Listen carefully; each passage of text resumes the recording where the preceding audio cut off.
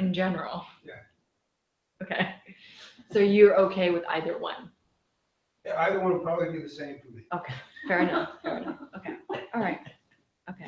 No, If we did, no, that's good. If we did your own, you could also choose from the shamatha that we've done of merging mind and space, where you're watching your mind have thoughts arise and leave on its own accord.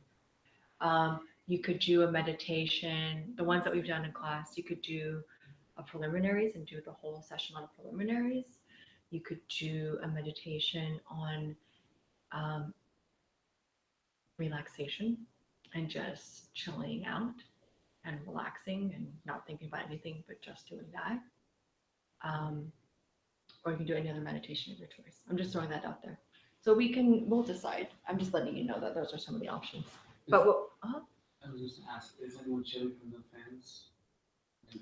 And adjust chili? according. No, other than chili. Yeah. I think it's the question you wanted to ask. Yeah. Everyone's okay. Okay. Yeah. Okay, so let's start with class quiz and then go into meditation from there. So since there's 5 of you, we'll do one quiz for all 5. Sound good? I'm gonna pass it. What's your name? Tina. Tina. Nice to meet you. I'm Jean. So everyone can congregate. Usually in the middle they congregate.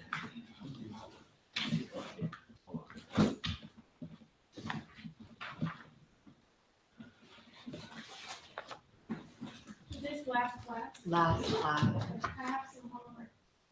Give homework. Yeah. No, you have time. We're gonna do the final next week. So you have time.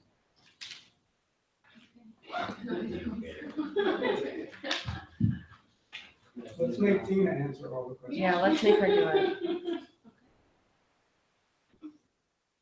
I'm Armando.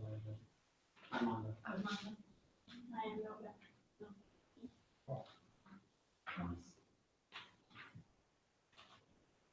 Usually there's more of us. Yeah. It's been a nice weather. It's happy hour. Keeping everyone. Wait till the final next week. I know. It's gonna be like, hi everyone, by myself and the camera. We'll be at the beach, like watching you online. If the internet's Okay, working. so in the section of the commentary known as the text of Maitreya, the debater comes and argues that Maitreya has no state of mind aspiring to fulfill his own needs. And so he's written the Ornament of Realizations only for the sake of others. Perhaps the debater is assuming that Maitreya is already a Buddha. If he does assume this, what mistake has he made? So if Maitreya is assumed to be the Buddha, what is the mistake?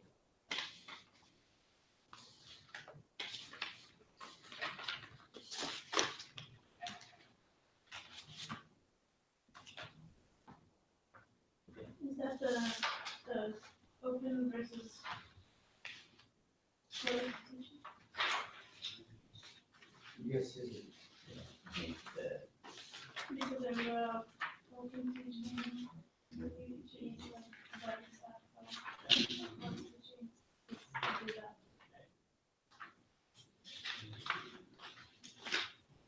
You can also call them sutra and concept.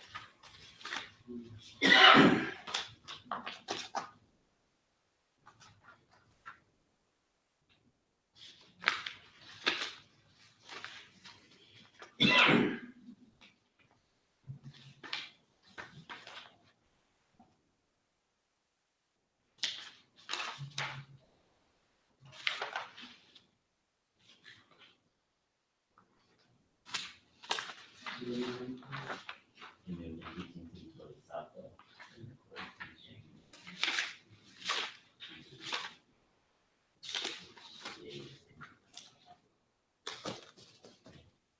Yes, So yeah. So Tantra and so number 2 can a Mahayana person still have the aspiration to fulfill his or her own needs?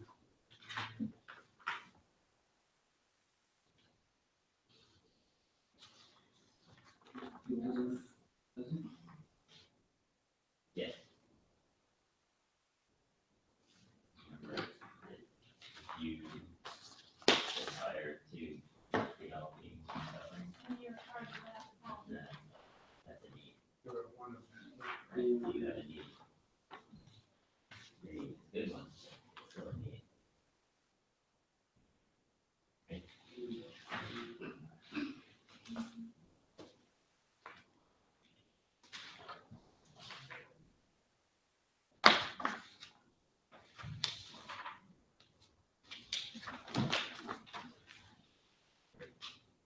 We all need suffering.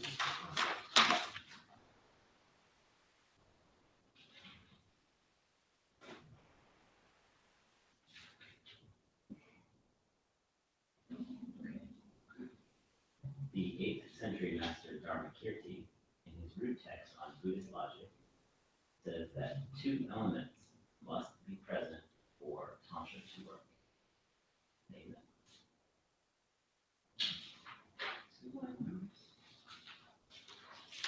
Well, what's the question? Two elements must be present for Tantra to work.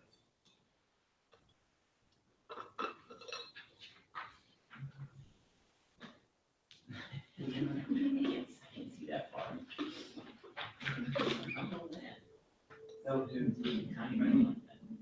So, Yeah. what is that? The person who holds spoken attention must be a being of exceptional spiritual power. Okay, That is Buddha. I agree with that. Yeah, the second one. So the person who has spoken the Tantra, Must be a being of exceptional spiritual.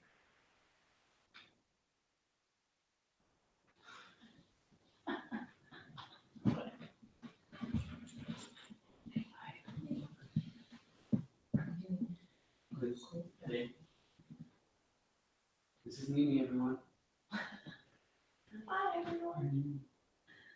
Did you get the second part? Oh, you got that? The person who practices the Tantra must be someone who is leading a very pure life. That's it. Two. The practitioner Mhm. must be living a pure life.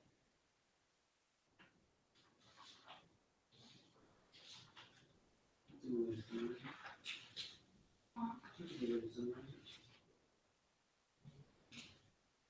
Is that it for the quiz? That's it. Thanks for your help. That's great. Glad I could Good contribute. to have Daddy. You did it correct. Okay. Good? I think we're done. Great. That wasn't so hard. That was pretty easy. Okay, first question. In the section of the commentary known as the text of Maitreya, a debater comes and argues that Maitreya has no state of mind aspiring to fulfill his own needs.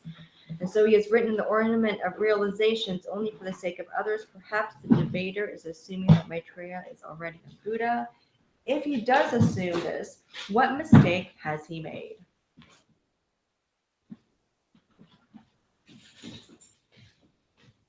Confusing maybe open teachings with the closed teachings. Which means what? In the open teachings, Maitreya is only a bodhisattva. Uh-huh. And in the Tantra, he's considered a Buddha. Uh-huh. Okay. And because it's an open teaching, You can't he can't be talking mention about, something that's in the closed Got it. teachings. that makes sense, right? That makes sense to everybody? Yeah, please. Does that make sense? It's a good time to ask a question. It's hard to wrap my head around why, on the one hand, we consider him to be bodhisattva, Mhm. if on the other hand, we know he's a Buddha. Who's we? well, pretty much everyone in this room just heard that in the closed teachings, he's a Buddha. Uh-huh. So he's a Buddha that Right. we'll learn someday when we're smarter and better practitioners. But right now, we're supposed to know that he's only a bodhisattva. Yeah. Kind of true. Isn't Geshe Michael mixing the Sutra and Tantra by even, Bringing it up. yeah? Yeah, that's interesting. I mean, I think that the point of bringing it up is to know that it's a classical debate that happens on the grounds and that there is a big debate about Maitreya. I think it's also his way of introducing the concept of Tantra in general. I think one thing just to consider is that we haven't prostrated yet, Hannibal, but you can do it twice if you want. It's all, it's cool. I have the, I mean, knowing from what I know about Geshe Michael, it's him showing a classical argument to just know that that's something out there. It's like the worst kept secret in the world or something like that? Yeah, I mean, yeah, It but seems like it. the other thing that's interesting about this is that you intellectually understand that there's these two perceptions or concepts of one person or one being. I should say person, but a being. But It's kind of an interesting question to bring up. it is an interesting question because the thing is that when you're practicing Tantra and you're doing it properly and you're doing it in line with your practice, you actually, it's not that you think someone is the Buddha, you actually know that that's the Buddha. You see things in a different way, and you should be if you're practicing Tantra properly. So right now we're talking about it from these kind of concepts that there is an open and closed teaching, and there's this concept of it. Right, but haven't we heard like in various courses about Maitreya and Mhm. you know, he's Yeah, the next Buddha and all that? Yeah. And It if it's it feels like he's. Tantra, then you should Why be- is that even being Yeah, out there? And it's not just this example, if I remember right. It's Yeah. about Sure. do that and Yeah. do that and do Yeah. that. Yeah. Yeah, you're right. But we're not going into how one perceives him as the Buddha and why that is the case. It's more conceptually the idea. But you're right. Yeah. Even the fact that it's brought up. I also have a feeling too, it's his way of introducing the concept of Tantra in general, just so that people know that there is a difference. But even within these courses, when he taught, and even when John Stillwell taught, Tantra concepts peak. Well, there'd be times where it'd be like, I'm not supposed to talk about this, Uh-huh. but Yeah, kind of yeah. stuff. Sure. And also, if you think about it too, historically, when the Buddha taught, he taught, you perceive what he taught based on the level of what you know. So we can sit here and talk about this, or, I mean, for any one of you who have been in different types of teachings and depending on what you've been taught, based on your knowledge, you will hear at different levels. Like it's very, very common to be sitting and listening to what appears like a sutra teaching to most people. And for Tantra students and practitioners to hear Tantra from the mouth of a sutra teacher and vice versa, that can happen too. So, but you're right. Technically it is, yes. Yeah, we are doing sutra, and the fact it's brought up is an interesting, for sure. Any other questions about that? No? Okay. 2, can a Mahayana person still have the aspiration to fulfill his or her own needs? Yes. Are you sure? Well, now I'm not. Yeah, because on the Mahayana path, you have a need to free all beings from suffering. Yeah. And that's a need. For yourself and others. Right. Yeah. And there's nothing wrong with wanting to free yourself as well as freeing other people. Yeah. Okay. And number 3, the 8th century master Dharmakirti in his root text on Buddhist logic says that the 2 elements must be present for Tantra to work. Name them. What are the 2 elements? the person speaking the tantra must have exceptional spiritual power. Yeah. And the practitioner must be leading a pure life. Yeah, the other thing too is that it does feel like this is kind of the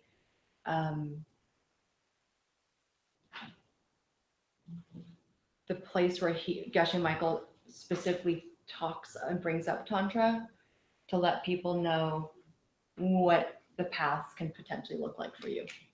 And after after course 2 in particular, going into course 3 is when refuge vows can be given, bodhisattva vows starts to be given, all those vows, if you want to partake in them, start to be given. And for depending on where you are in your spiritual career, you'll decide around this time in the courses, it starts to seep in of like how dedicated and committed do I want to be, what trajectory do I want to go on, yada yada yada, that sort of thing. So I do think that Tantra is brought up to let you know that there are these 2 different paths. We're in the framework of sutra, and there is also considering this accelerated path. And if you're interested in it, get through and take your vows as soon as you can. There's kind of that sense of do it if you're interested, and do it now. Like don't waste your time if you know this is something you're interested in doing. Okay, great, awesome, nice. So we'll prostrate, we'll open with prayer, and then I guess it sounds like I'll be leading a meditation. Slackers. No.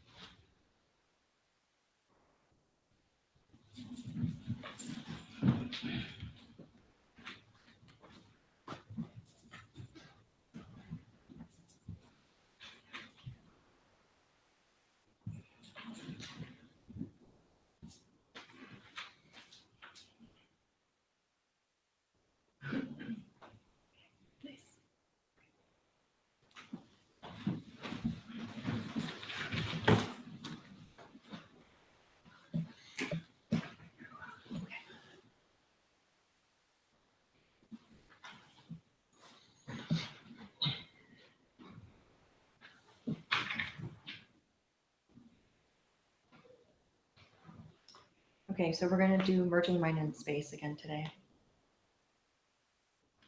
Okay, get comfortable.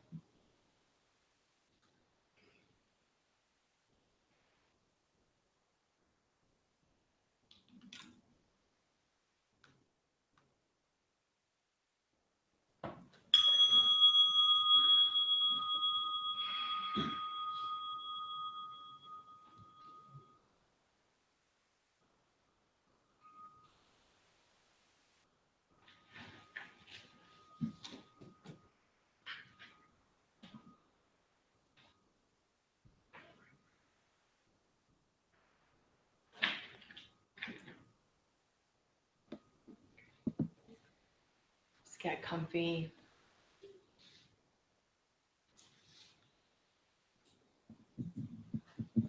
And ground yourself in your seat.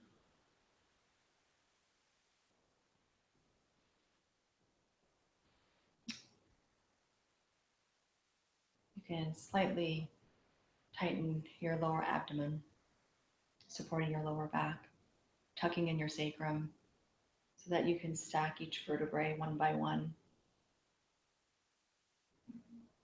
Make sure you're not leaning too forward or too back.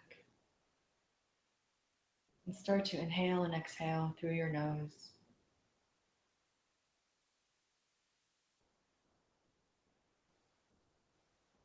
Relaxing your shoulders. Relaxing your arms.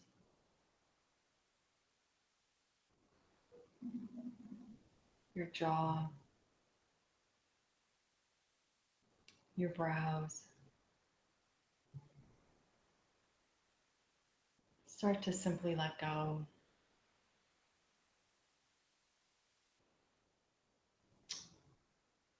And with a sigh of relief, let your awareness begin to descend from the head down to the ground. Relax.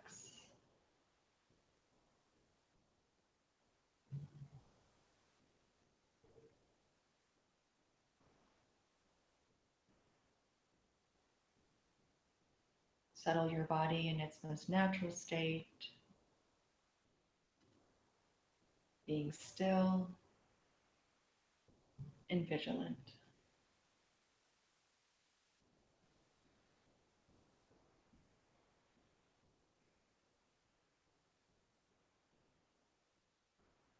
Let your breath flow naturally without forcing it in any way. So if your breath is long, let it be long. If it's short, let it be short.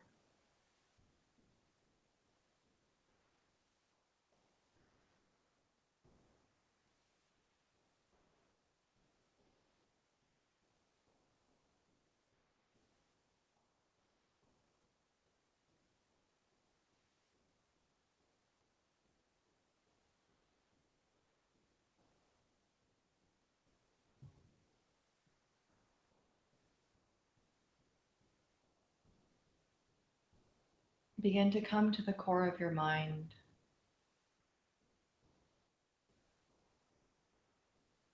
Setting your mind at ease.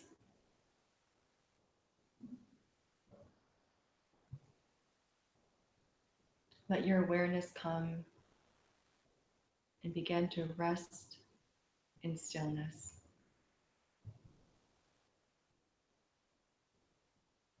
Undistracted by the desires, the aversions,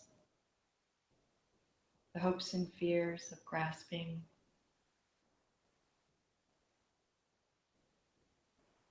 Even in this most relaxed state, let your awareness be bright, still, but radiant.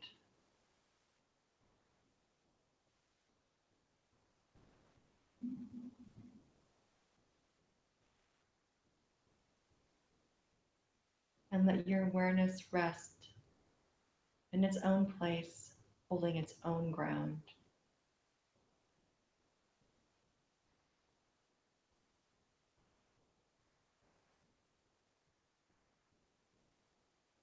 You can begin to be aware of the movements of the mind.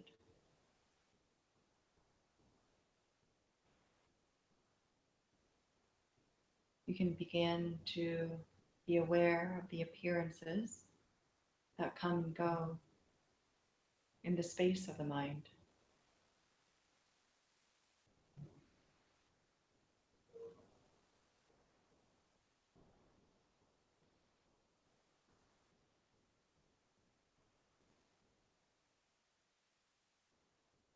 For those of you that are interested, you can also have your eyes partially open at this point, letting all your senses be partially open.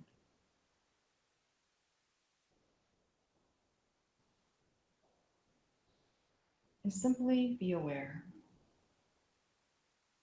watching the images and thoughts come and go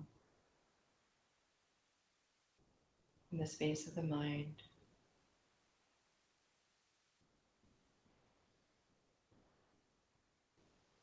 Let them pass without trying to modify them, reify them, or grasping onto them as mine or I.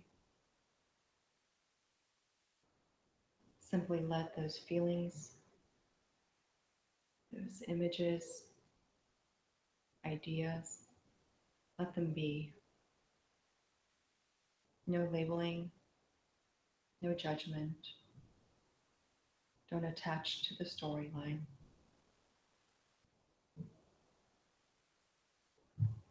Let your awareness be still, completely still, in the midst of the movements of the mind.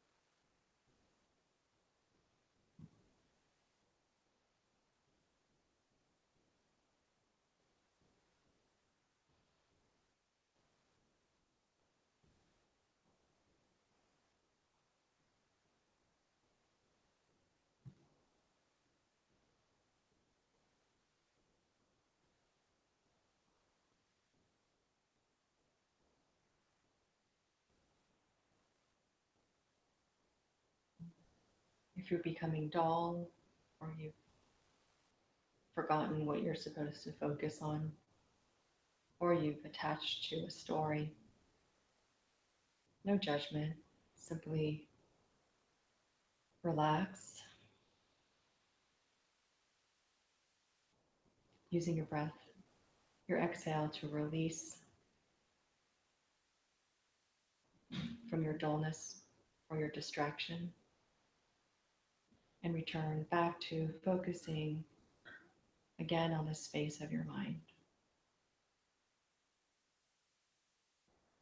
Keeping your awareness loose, free of grasping, simply watching the images come and go.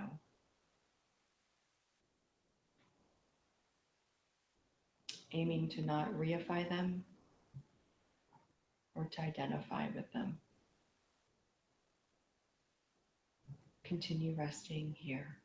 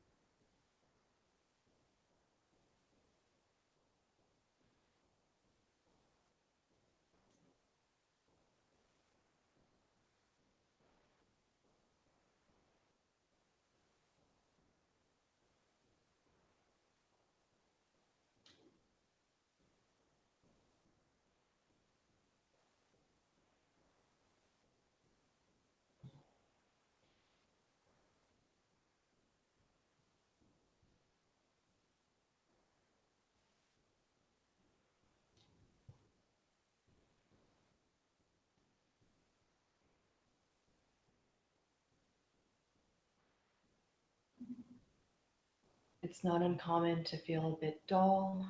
If you are, a remedy is also to think of bright light in the inhale. In the exhale, release the thoughts that might be occupying your mind.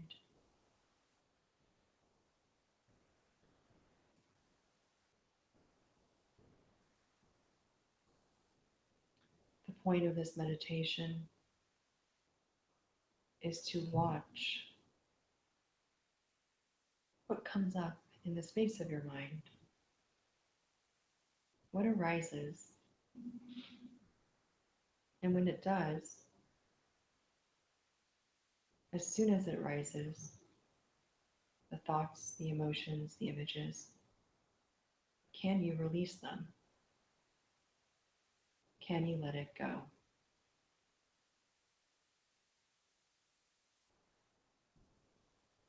Can you watch them without identifying with them? Without thinking it's that real?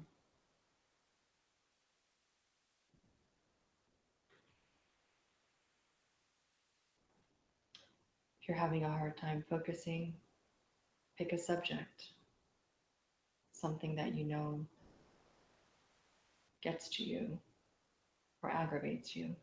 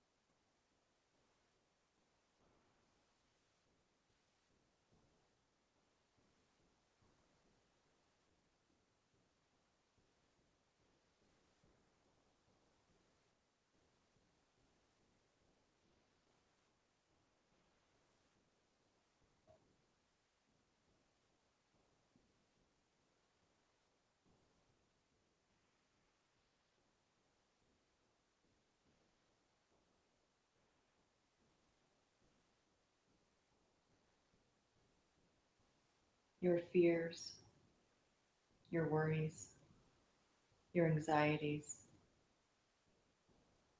your dwellings in the future and in the past, they occupy you and occupy your mind all day.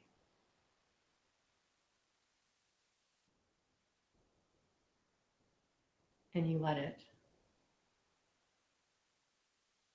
Give this time and space to take a look at those ideas.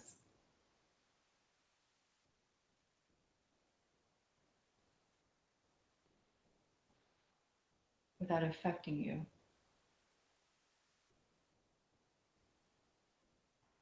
Watch it from a neutral stance.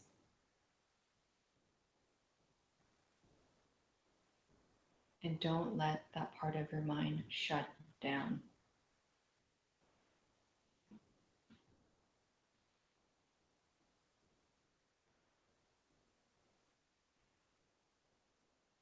Keep your awareness bright. Don't let it shut down.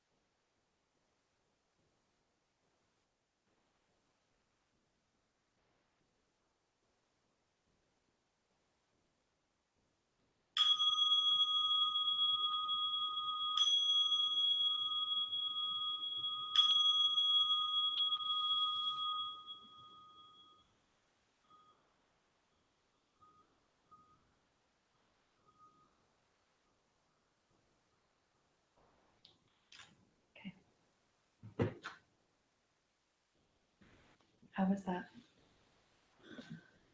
Okay.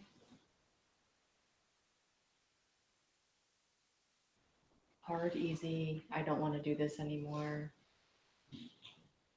It's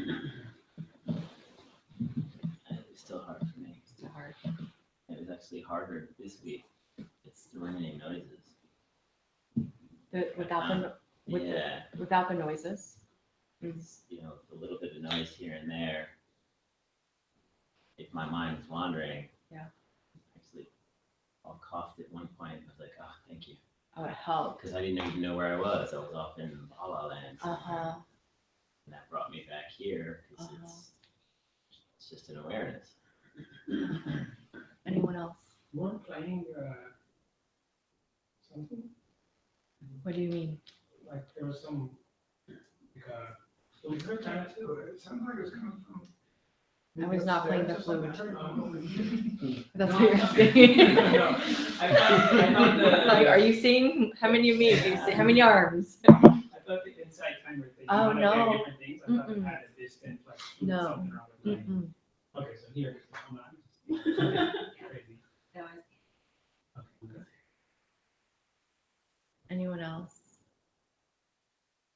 Did you have the same vision thing that happened last time? You did. Okay. Interesting. All right. Mhm. Interesting. Anything else? You know what's interesting about? Oh, go ahead. Go ahead, please.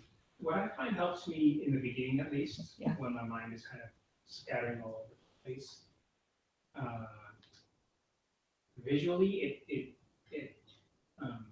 it looks like instead of trying to tame like a wild horse or whatever it is, Yeah. I'm actually just holding on and just kind of going with it. But Holding just being- on to. to like whatever my mind decides to Yeah. like scatter to. Yeah. I'm just staying with it.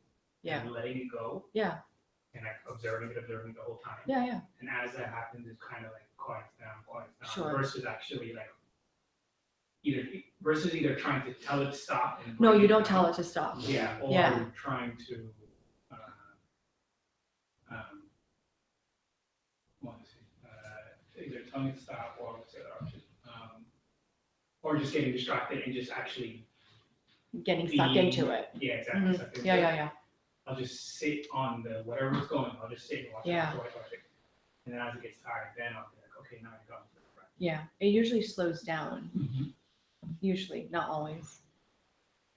You know, the interesting thing about this meditation I find is that you spend all day thinking about shit that you shouldn't be thinking about when you're doing something. So you might have a specific task in mind and you're thinking about like the other things that are happening, or you're stressing about other things that happened, but are going to happen next week or a month or whatever, right? Or tomorrow or an hour from now. And then when you do this meditation, depending where you are, sometimes there are situations where your awareness, not your mind, but your awareness will shut down. It will just shut down. It does not want to deal with it. It's fascinating because when you're in your day doing stuff and you try to take a look at it and you grasp at it, it won't shut down. It's vibrant. It loves it. Your mind loves it. Your mind loves you reifying it like it's real. What did he say? What am I going to do? why isn't she texting me back? Like, what does that mean? Or how am I going to make more money? I need more, I want this, I want that, or whatever the stresses are that we have, right? But then when you sit and you do these meditations, there are times where it's like all the stuff that you spend your time worrying about or concerning yourselves with, it sometimes goes to a blank, like you have no content. And then you just get like dull and not sure what on earth you're supposed to be looking at. Or there are just aspects of your mind that will just, your awareness will just shut down. Like how many times have you had meditations and you just start to get sleepy instantly?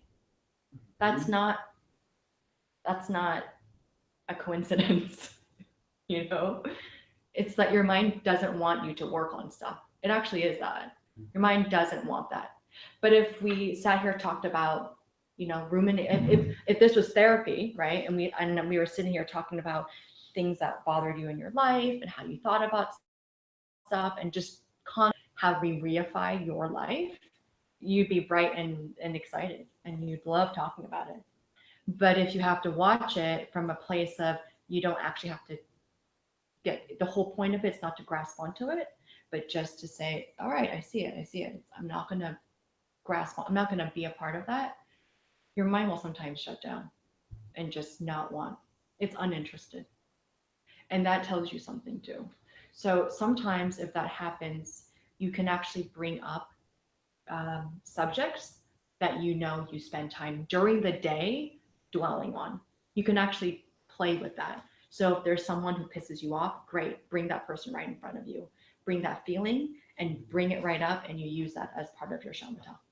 You can do that as well. And you can start to see how much can you actually watch that whole thing come and go, or how long does that stay without attaching you to it. That's also possible if you have that. If you tend to have a lot of stuff happening, let it happen, but don't control it. So it's the same thing, like you're watching me right now talking, and your attention, you have your complete awareness on me, right?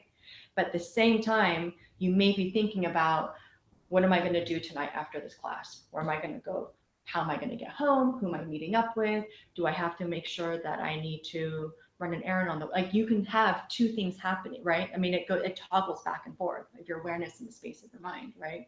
So the same thing can happen where when you are doing these meditations, you can be completely acutely aware on the fact that you have these thoughts happening, and you just let it go.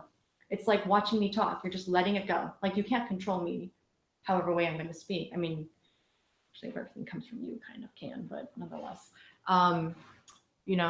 and so if you have a bunch of stuff happening, let it happen and let it go and just watch it. And like you said, Hannibal, you don't control it. You just kind of let it have its own course, and it will. And then it will actually get tired. Your mind starts to get bored and it will get tired. And the stuff that pops up in it, something else will come up, and then it starts to slow down. And it slows down. And it slows down. And as it slows to slow down, that's when it starts to get more interesting. And so then the thoughts will be rapid in between, and then they'll become spaces. And then you start focusing on what happens when there is nothing happening in the space of your mind. And you're completely aware with your eyes closed or open. And then what happens there? And what does your awareness look at? And what's going on there? And what's happening in your body? What's happening in your awareness? So that's the key to this meditation. And you spend time there. Yeah. Anything else? Let's say the mind is really, really busy. Yeah. Now actually I got to watch it and it slowed down and it was cool. But oftentimes it's so busy and then spaces are more rare, Yeah, that's okay. Should I practice something else? No, just watch it. But if I don't even watch it, a lot of time, I go so many places before I catch myself again. Oh, that's okay. You just have to get better. You just practice. You catch yourself, And when you catch yourself, the fact that you caught it is a big deal. When you start to ruminate and you start to grasp onto a storyline and it ends up being 5-10 minutes and you're like, oh no, what just happened? Like, I don't even have it. That's okay. So you caught yourself and then you come back. And then the remedy for this is the three things that I said was you relax, you just take a deep breath. I mean, that's literally what I do. I take a deep breath, you relax, you release that whatever thing that you were on, you let it go, and then you return back to watching again. And sometimes it might happen 15 times in a meditation, or sometimes it might happen 5, but you'll know the difference. And you'll go through a sit and realize as you do it, it will become less and less. And the thing that's interesting is that as you do these meditations, you will be able to, it will empower you when you go into the world so that when thoughts do come up, they don't nag at you as much. They just don't. You'll know that they're there. You know that you feel anxious. You know that you feel stressed out. You know that you're worrying or concerned or, future tripping or dwelling in the past, whatever those things are. You know that those things are valid and true for you, but you will be better about, just like you do with shamatha, you'll be better about putting it, just letting it have its own course. Yeah. And that's the practice. Yeah. Yeah, it is. It's hard. Yeah. And you'll just get better and better at it. And so when you're in front of someone who says something that aggravates you or something that bothers you, it won't affect you the same way either. It's like, okay, that wasn't very pleasant. And then you'll move on. And and then you'll be able to look at it with the things that we talk about in class. The 3 principal paths come right into that. You can look at it that way and start addressing, okay, what's the karma for me to be able to look at this? How do I look at this and have some bodhicitta? Is that even possible? And what's the correct view? And what's the emptiness of it?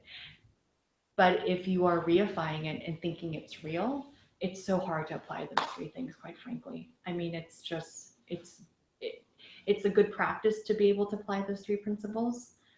But how can you do that if you don't have an understanding of how to even just remove it and make it objective?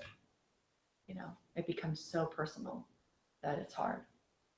And the minute too, whenever you feel personally offended by something, you've just missed the point. Because it's never personal. Oh God. Yeah. Yeah, that's a hard one for me for a long time. I remember the first time I had a boyfriend that was like, don't take it personally. And I didn't even understand what that meant. I felt like it was a different language. Like, what? How is that possible? What are you talking about? It's all personal. So anyway, okay. We should start with our opening prayer. We should have started with it first. I'm sorry. I got excited about meditation. Okay, here we go. Sashi Puki Chumshin Nito Shram Rira Vinci Ninde Kimpadi Sange Shindu Mikte Ulwagi Roku Nanda Shima Jupasho Yam Guru Ratnamanta Kamiratayami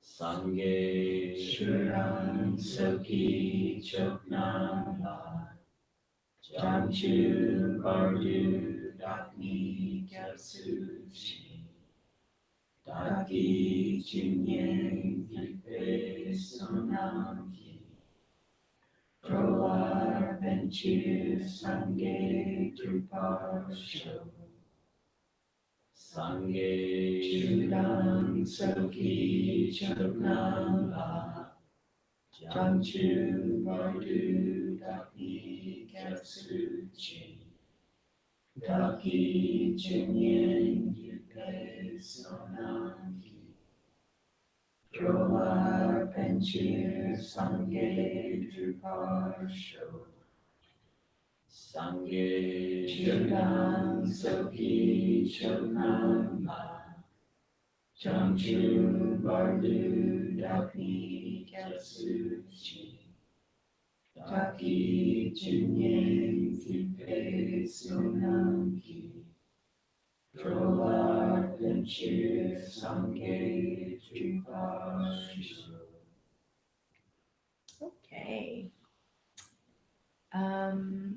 So we're going to start today with our class review.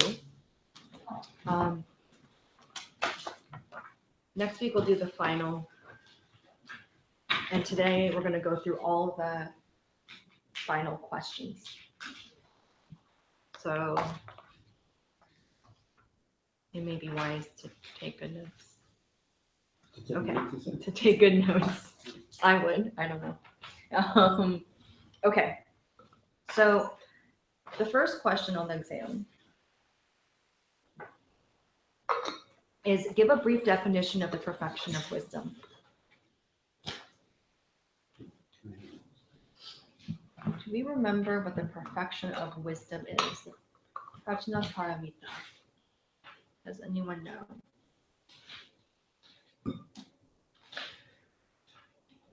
What are we studying and what does it mean?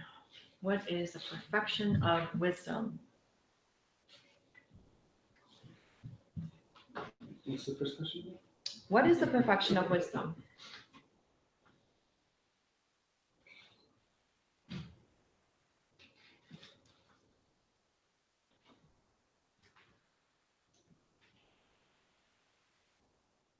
Yes. It's a collection of sutras, which are words spoken directly by the Buddha. Does that work for everybody? Yes. It does? No. Maybe.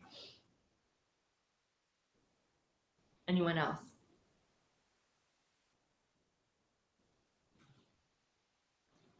This is what we said. Oh, go ahead. Yes.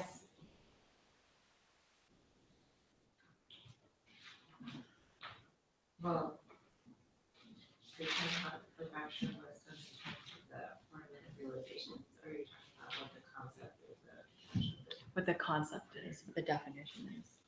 So it's is it the direct perception of emptiness of each time in your heart That's close. Yeah.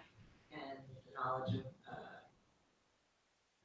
the knowledge from a person of the greater way with which they perceive. Yeah, that's right. Yeah. So the perfection of wisdom was originally taught by Shakyamuni Buddha in 500 BC is what we talked about. And it is a collection of sutras. They're open teachings. So sutras meaning open teachings. And the Buddha taught the Prajnaparamita. We talked about this being 3 books that he had that we basically have access to. And we talked about the perfection of wisdom being called the mother. It's the mother of the Buddhas. Do you remember that briefly? Remember we talked about mother? And why is it called the mother? It's really pretty. Does anyone remember? How Buddhas are born. It's wisdom. You know, wisdom is born by the mother. And so the perfection of wisdom is considered the mother. So in Tibetan Buddhism, we call wisdom, it's the female form. It's always it's always in the female form. And so we talked about perfection of wisdom being the mother. And we also talked about how the perfection of wisdom has to be soaked with bodhicitta. If you don't have bodhicitta in your mind and in your heart, the perfection of wisdom does not work. So the definition we have was this. It was the Tibetan is Sheraki Paru Tu Chimpa. And the definition is the knowledge of a person of the greater way with which they perceive emptiness and which is imbued with the wish for enlightenment. That is technically the definition of the perfection of wisdom.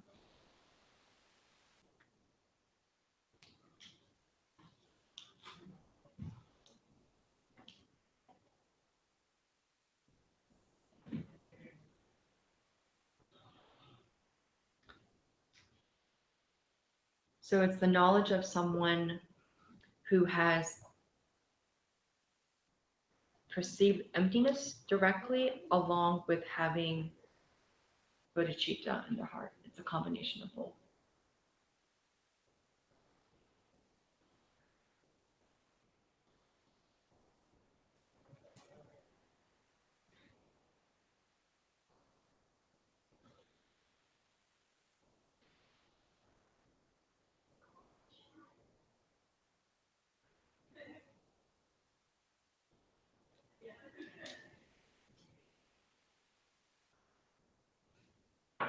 Now, the root text for study of the perfection of wisdom is called the Ornament of Realizations. Does anyone remember who spoke this work and to whom?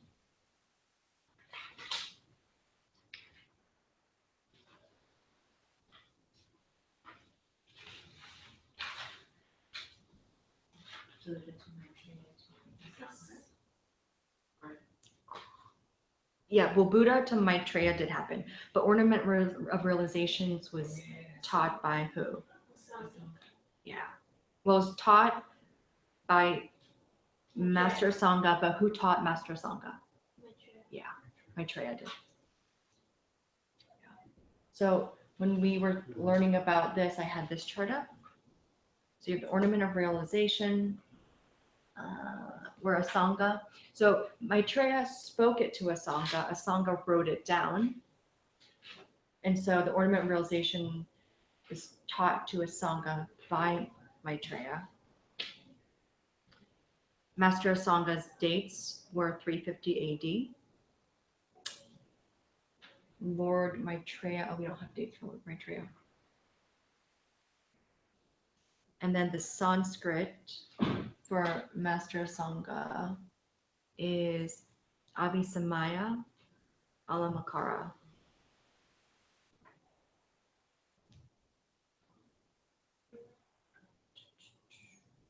And I believe his Tibetan is up there too. Papka Tokme, which you will need to know.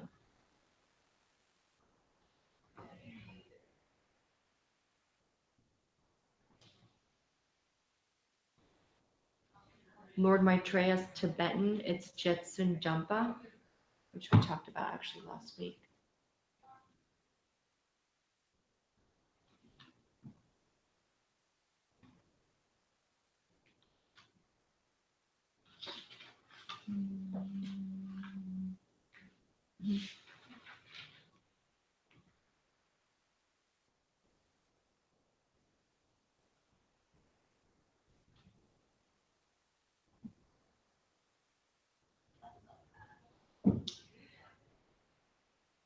And then who wrote the early Indian commentary on the ornament that forms the basis for our study?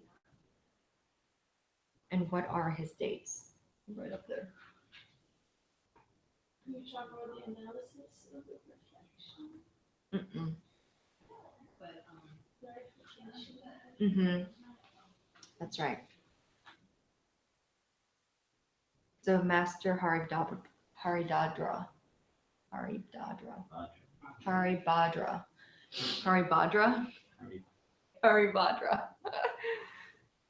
His dates are 850 AD. And his Tibetan name is Lopum Sengye Sampo.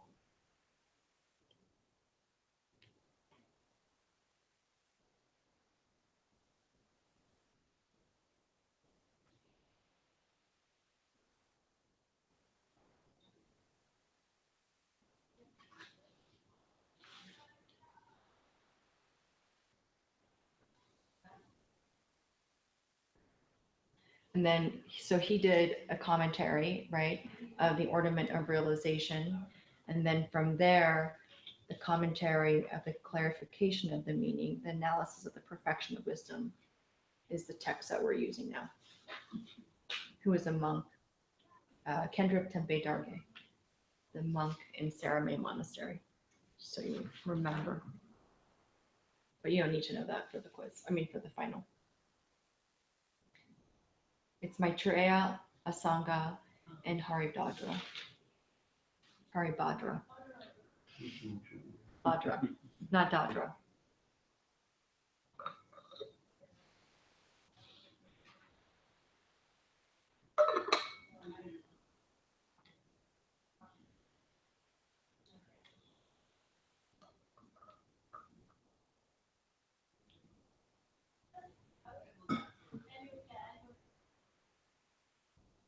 Okay.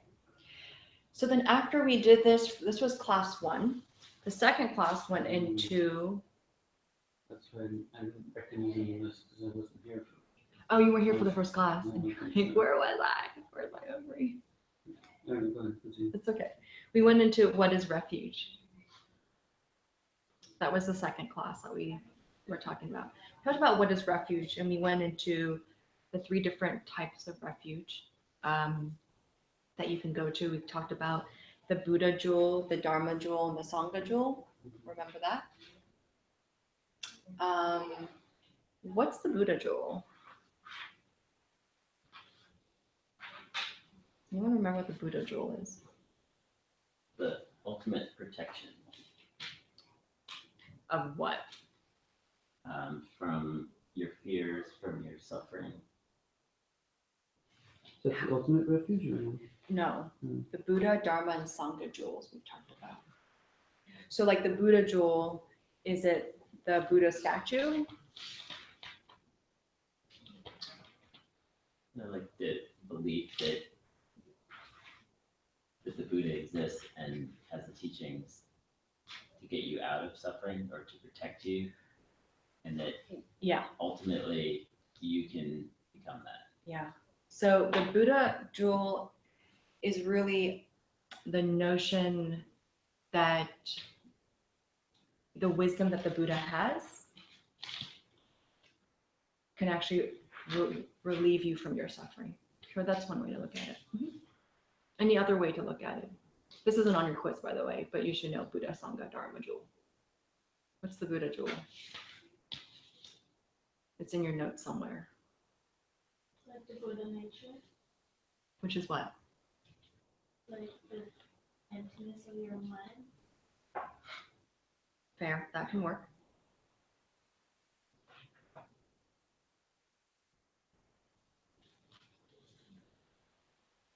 Anyone else?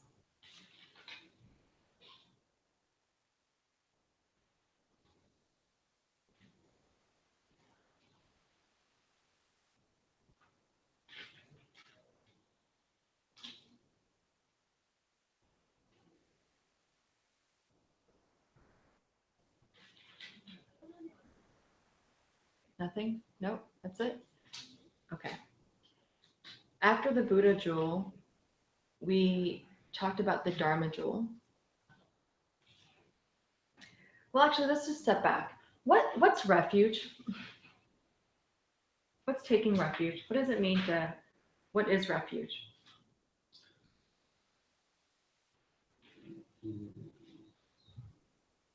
It's when you have fear something and you believe there's something that could save you. Do we agree with that? A belief in protection. Refuge is a belief in protection. Or believe that something can help you. Mhm. Whether it's you have a fear and you want to be safe, or you're suffering and you want to be free of suffering. Mhm. You believe there's a place that you can go Right. to provide that. And so what happens before you have, usually for most people, what happens before you decide to go to refuge for something? And from a spiritual context, because you can go to refuge conventionally too, right? You can go to the police for refuge, you can go to the doctors for refuge, right? But from a spiritual context, what usually happens before you go to refuge? Yeah, there's that. So from the suffering, what happens? Between the unbearable suffering and refuge, what usually happens? We take temporary relief.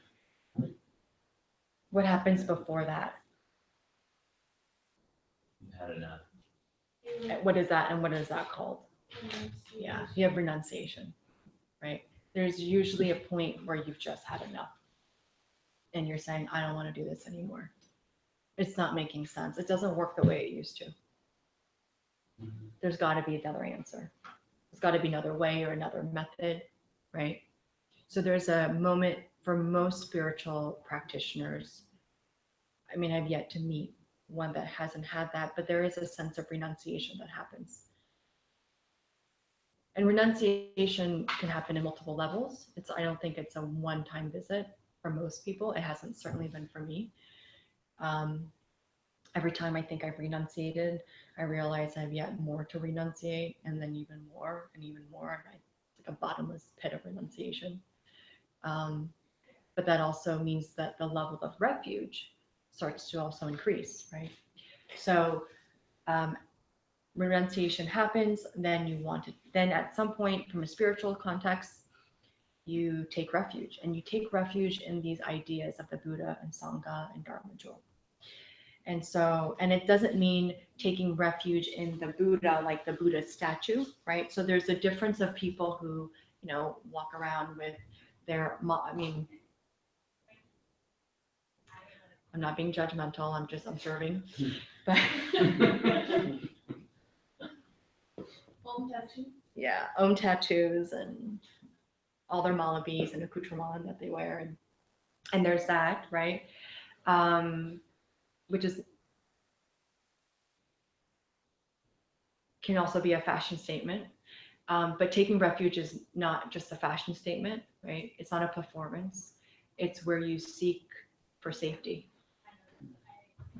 It's the place that you even almost, I would even say, it ends up being a reflex, like it's your go-to at some point. Like when you're not feeling well, when you need somewhere to go, when it's really bad, that's where you end up going. You don't end up calling up a friend or unless it's part of your Sangha Jewel, so that's the whole thing. But it's not like that. You're not going on Facebook to vent your problems. Like you're not going to Facebook for refuge. You go to your practice, and that's what this is. And so the fourth question on the quiz will be, what is the Dharma Jewel? And what we talked about is the Dharma Jewel is the teachings you go to for protection. So the Buddha Jewel is really the wisdom of the Buddha. The Dharma Jewel are the teachings, and the textbook definition is a truth or kind of reality which relates to the greater way and to the enlightened side of the four truths, and which involves either a cessation or a path. An example of a cessation would be the fact that after you see emptiness directly, it is impossible to ever doubt the principles of Buddhism again. You gain a cessation for it. An example of a path would be reaching the true renunciation, which is known as a path of accumulation. So the question on the quiz, the final will be, give the definition of the Dharma Jewel and give one example each of a cessation and a path. Okay.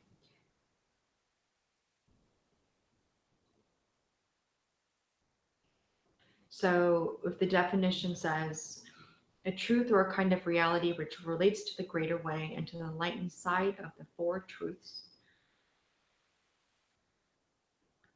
and which involves either a cessation or a path.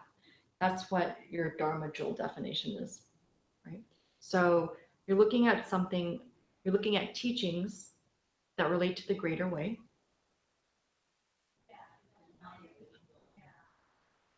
And involves a cessation or a path. And the example they give you for a cessation is the cessation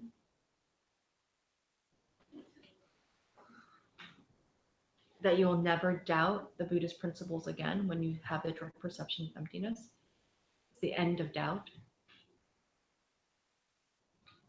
What's another cessation that we've talked about that happens? What happens when you reach Nirvana? There's a cessation there, right? Lose all your mental afflictions. You lose all your mental afflictions.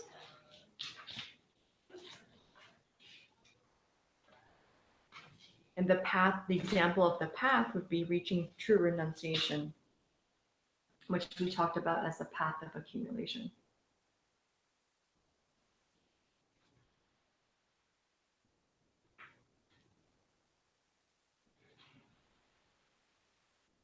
So the Dharma Jewel has two parts. There's path and cessation that has to be in the equation. And the Dharma Jewel doesn't always have to be scriptural text per se. It could also be teaching, oral teachings.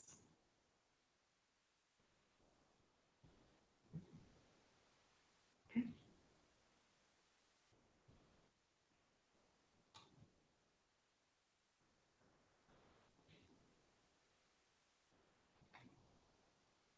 And what are the four truths? Do you remember what the four truths are? It wasn't for, noble truths, Right. right? Arya truths, noble truths, right? It was or wasn't, It is. lack of suffering. Yeah. There's a way out. Is that the second one? Yeah, keep going. Great. I don't remember. Okay. I just want to get this better. Okay. Let me know when you're done. I'll put up the four truths so you have them up there.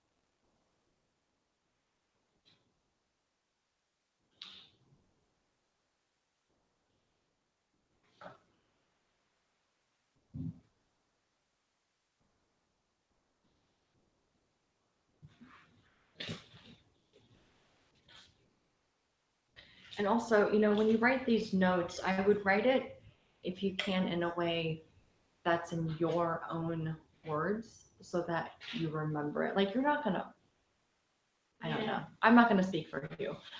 I know I wouldn't remember it in this way. So take the main concepts and make those notes so that it's with you. It's like writing your own commentary. Mm-hmm. It is. I mean, when someone says, what's the Dharma Jewel, you're not going to be like, it's a truth or kind of reality, which relates to the great, like, what? No.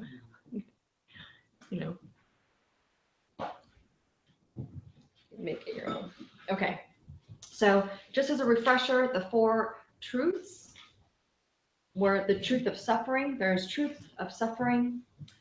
There is a truth to the cause of suffering. There's a truth to the end of suffering. And there's a truth that there is a path so that their life is suffering, or there's a cause for suffering, there's an end to suffering, and that there's a path to free you from suffering.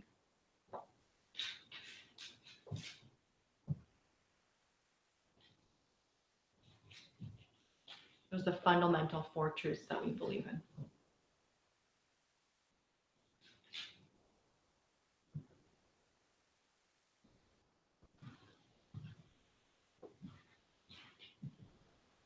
It's a nice reminder, actually, when you're having a really bad day.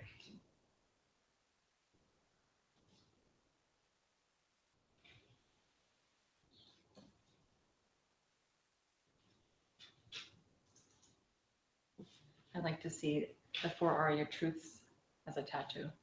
That'd be nice.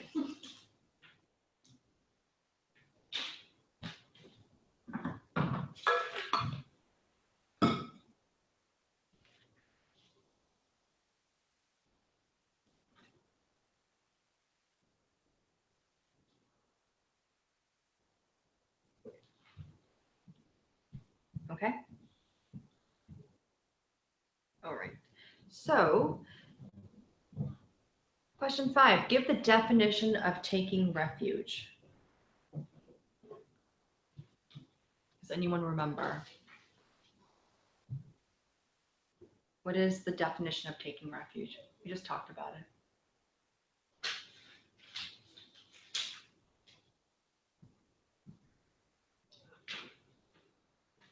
I don't remember if I have it written down.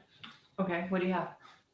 State of mind in which, of your own accord, you put all of your hopes into some other object to be of assistance to you. Perfect. And the Tibetan is Kamdro.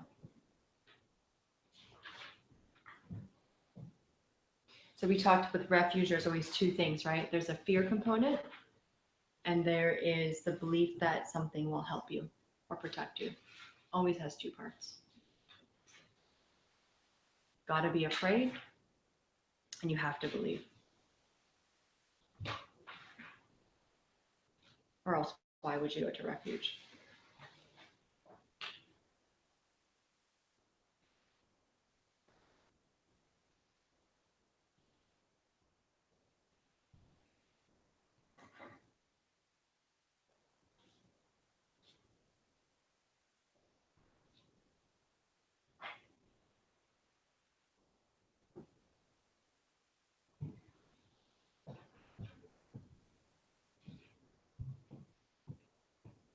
How many of you have actually used your practice to go to refuge when you were really, really, really scared?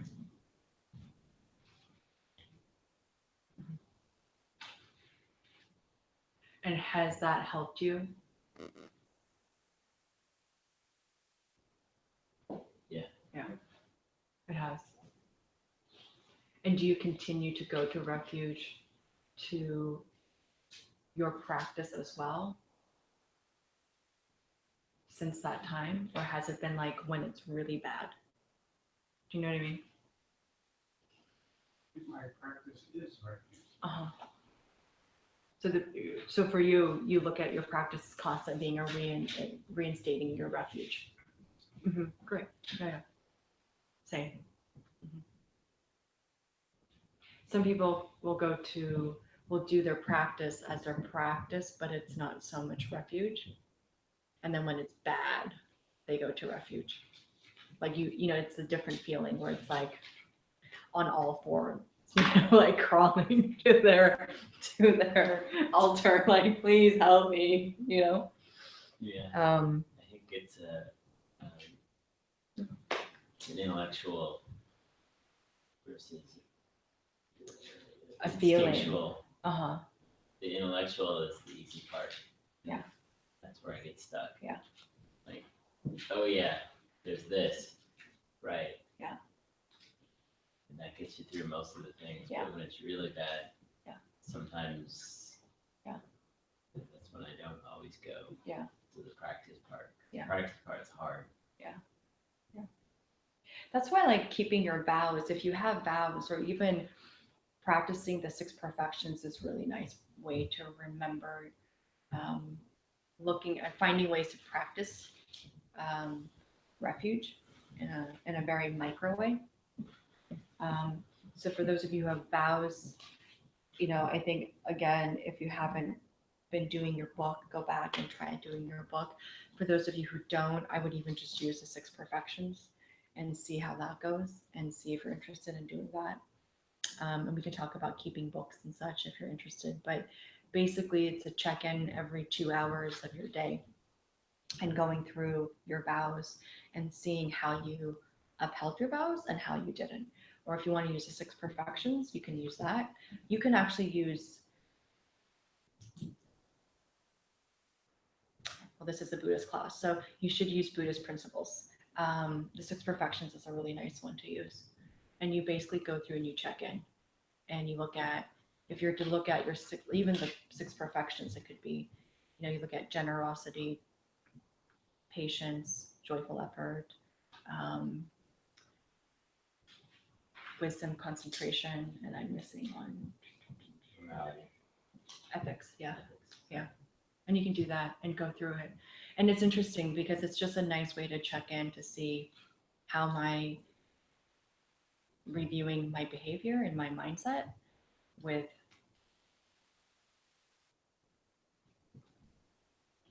the actions of the Buddha. It's a little bit of like, I don't know. There's a, it's a nice place to give you a little bit of contemplation and self-reflection, but also looking at every couple of hours to see how much you're actually paying attention to your actions. It's nice. Yeah. And it's great. It's nice. It's interesting. And to see how much how subtle you get to as you start to do it. Yeah. So that's one way to also practice refuge. Yeah, it's helpful. Okay. Next question. It says, describe the taking of refuge which is shared with practitioners of a lesser scope. So, do you remember we talked about different scopes? Like small, medium, greater. Okay, so describe taking refuge for someone with a lesser scope. What does that look like? Do you remember? Bare minimum. Becoming a Buddhist practitioner. To the hell realm, animal realm, Yeah. ghost realm. Yeah. So for someone with a small scope, the refuge that they would be going to Buddhism would be the fear of a lower rebirth. So you first have the fear, right? We all have a fear. You have a fear of lower rebirth. And then you believe that the 3 jewels can protect you from the suffering.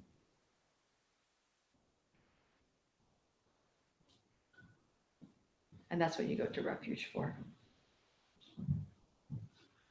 It'd be interesting to have a more Western Way of looking at that? translation for that, because growing up in a culture Yeah, that doesn't I know. believe in rebirth and trying, like, what I is know. our fear? Yeah. As an Irish Catholic kid, Yeah. my fear wasn't a lower rebirth. Yeah. It was just simply hell, Sure. which I didn't really believe in. Right. So how was I Yeah. I don't have a Yeah. equivalent fear or Right, equivalent right, concept of this lower scope fear. Yeah. It is interesting because I don't think that I came in to it either with thinking of a lower rebirth.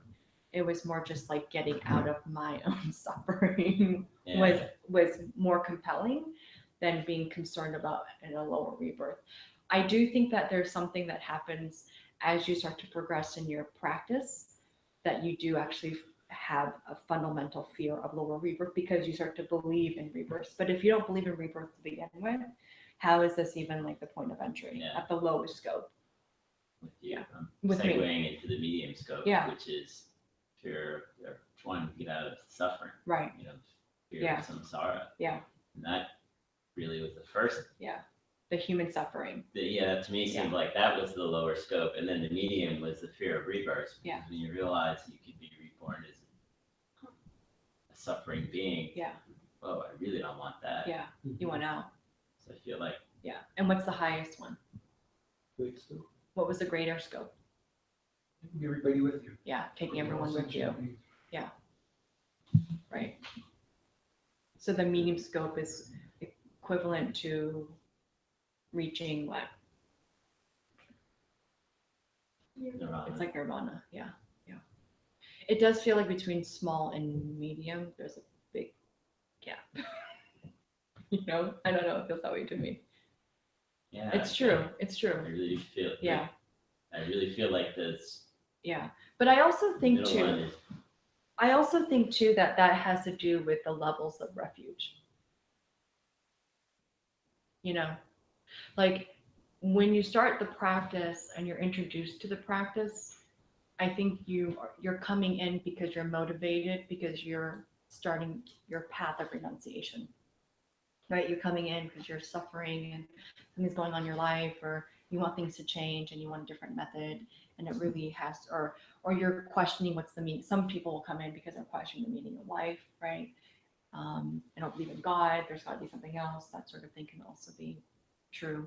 But I also think that as you get deeper into the practice, you kind of have another round of renunciation and refuge that happens again. That is really more, not to say it's the other one wasn't authentic, but it feels more in vein with the practice, where you then start to realize and have conviction to some degree, or at least there's a little bit more belief that you do believe in a past life.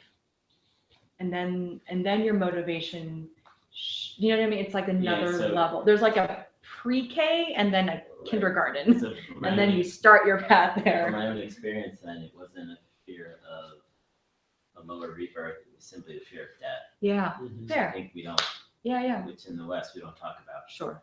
We don't die. Mhm. Yeah. We don't even like. Yeah. I mean, as I said, I'm from an Irish family, but we don't even have wakes in Irish Yeah. houses anymore. It Uh-huh. used to be a big part of the culture is Yeah. to have the wake in your house, Mhm. with Yeah. the dead body in your Yeah. house. And people get weirded out. Now it's like we didn't have that. Yeah. That was my first exposure to death, actually. As a child, it was like a week. And that's on this one. In Yeah. someone's home. I Yeah. think culturally that's really important. Yeah. Totally. It's like the only thing that we know we all have an absolute to. It's the Mhm. only thing we know we all have in our life that's an like you can't escape that. All the other things, like, am I gonna get married? Will I have kids? Am I gonna make money someday? Will I have a house? Will I have a car? Will I, you know what I mean? Will I have hair? Like, whatever. Like, all those things are what ifs, right? And we think about that, and we dwell on those things, and yet death is the absolute thing. And when it happens, it's such a surprise. And yet it's the obvious thing that will all happen to all of us, and we don't talk about it or think about it. Mhm. And the more you actually practice, a lot of practitioners will do death meditations every day, or every night, I should say, too. Either day or night, but you'll do a death meditation every day. So you practice going through the dying process and having your mind being, or your awareness being clear as you go through the bardo. And that's why when beings go through the bardo in the Tibetan Buddhist practice, we do these rituals for 49 days of think good thoughts for the beings, so that we help accrue more positive karma for their higher rebirth, so that they're reminded of all the good things if they don't have the ability to remember that themselves, because it, I'm assuming, can be very scary during that process. Yeah.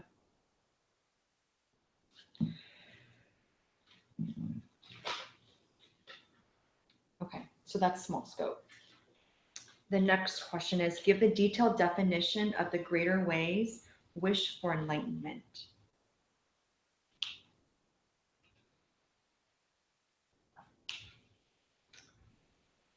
Does anyone have that answer somewhere in their notes? Are you talking about the definition for bodhicitta? Can you ask that? Give the detailed definition of the greater ways wish for enlightenment.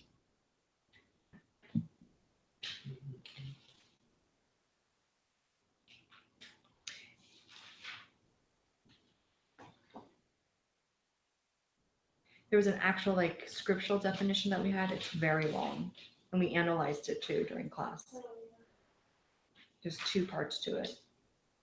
so And I think, Nova, you actually asked me a question back then about this one, specifically in the scriptures.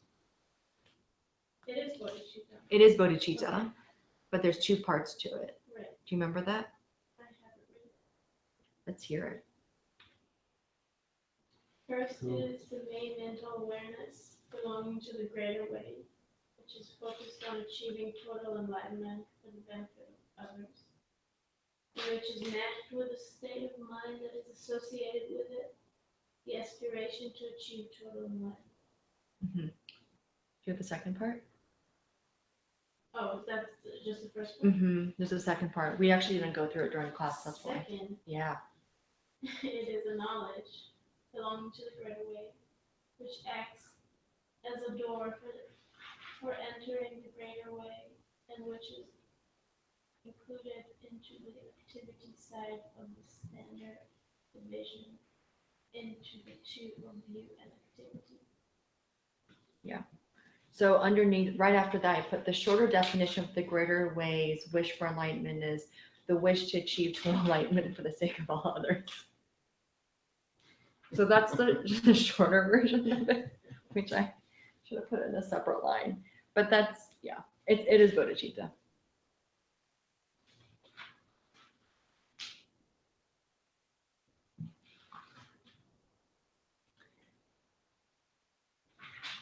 And the Tibetan for it,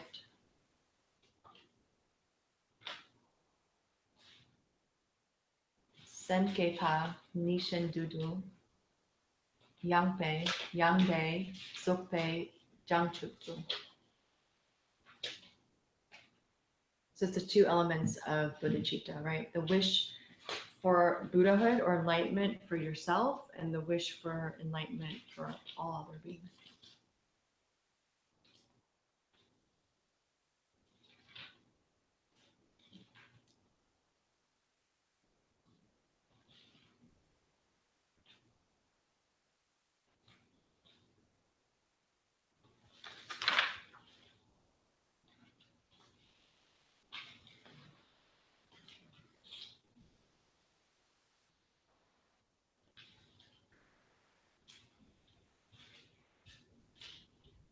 Okay, good. And then we talked about two different kinds of bodhicittas during class. Can you describe the two types of the wish for enlightenment?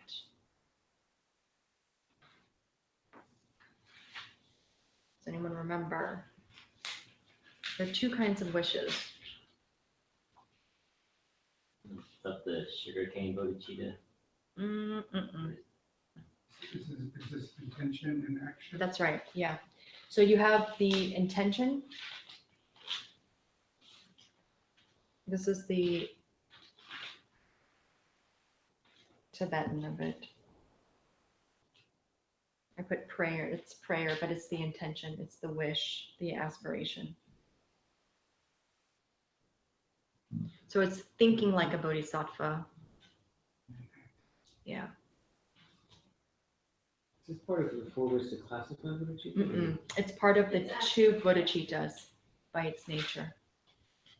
Well, ways to classify them, you have three, Types of the wish.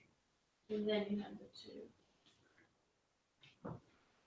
So when you do this, when you have the wish, the intention or the prayer bodhicitta, it does not mean that you have to take bodhisattva vows.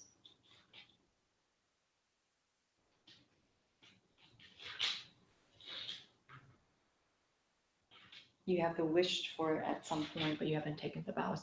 And you can actually be in a room. We've talked about this too in the past, but you can be in a room if there's ever a teacher giving vows and you're not prepared to take them. You could be in the room and have in your heart the wish to take them and listen to them in that form, but not actually have taken the vows. Does that make sense? You can wish for it, but not having take them, so that you're not tied to the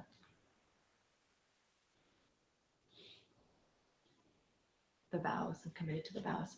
The second one is, oh, I'm sorry. Oh.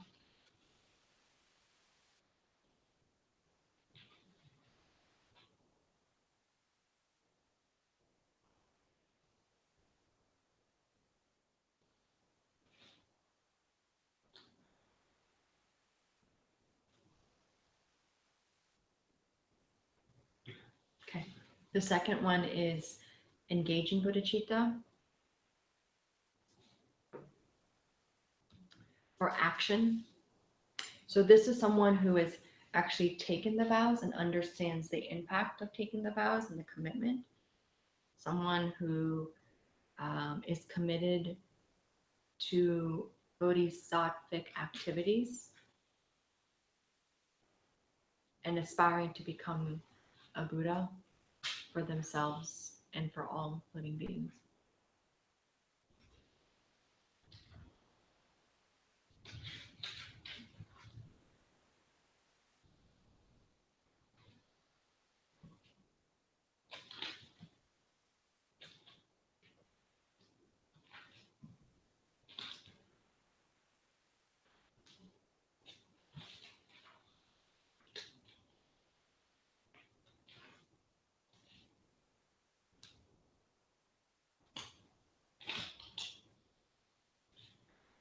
Good.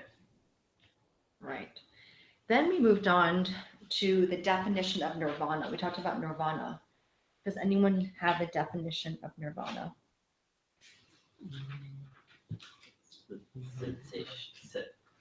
Cessation of mental afflictions. There's more, right? There's a little bit more. Individual. and Yeah, that's right. So it's the permanent cessation in which one has eliminated the mental affliction obstacles in their entirety due to one's individual analysis. I did not have a slide for that. But I have the Tibetan for it.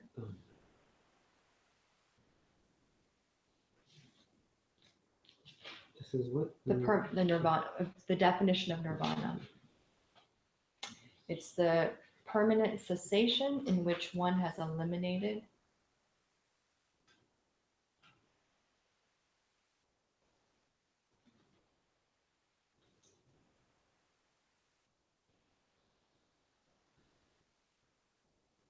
permanent cessation in which one has eliminated the mental affliction, obstacles,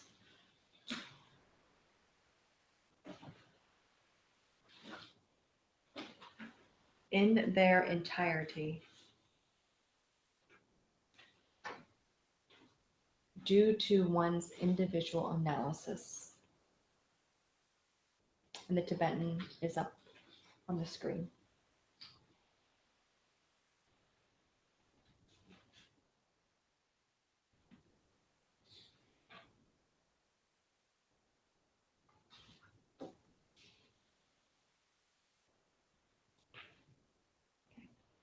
So nirvana is when you've permanently eliminated your mental afflictions, right? Due to one's individual analysis. What is individual analysis? What does that mean? That's realizing the four Arya truths. Exactly. It's after you've seen emptiness. Yeah, exactly. So when we talk about individual analysis, it's actually experiencing the four Arya truths after you have the direct perception of emptiness.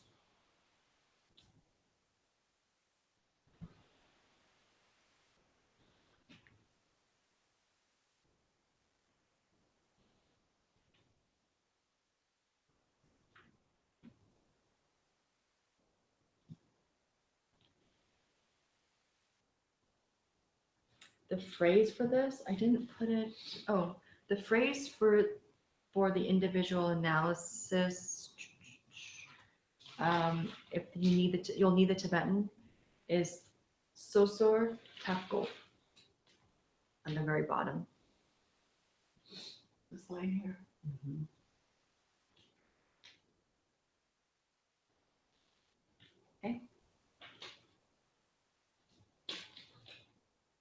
So, sorry, individual analysis again. It's after you see it, and it's directly you understand the full Arya truth. Realizing those four truths that you, Mhm. after you've seen emptiness. After the direct perception emptiness, you realize the four Arya truths. There's an experience that you have where you realize the four Arya truths.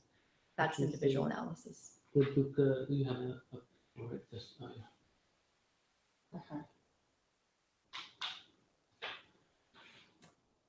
And so the way we talked about it was realizing the 4 Arya truths one by one. Do you remember that? About one by one, it's like just checking them off the list.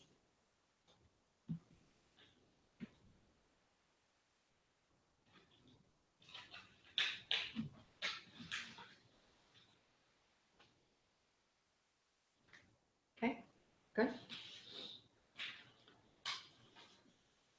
And then after that, we talked about the 4 different kinds of nirvanas in class. We talked about one that was called natural nirvana, which wasn't technically really a nirvana. In your final, I'll ask you describe the difference in the school, the Madhyamika Svatantrika, between nirvana with something left over and nirvana with nothing left over. So it's asking the difference between nirvana with something left over versus nirvana with nothing left over. What's nirvana with something left over? You still have a body. Yeah. So you've reached nirvana, but you still have a body. That's produced through having impure karma still left over. And the Tibetan for that is Lakche Nyangde.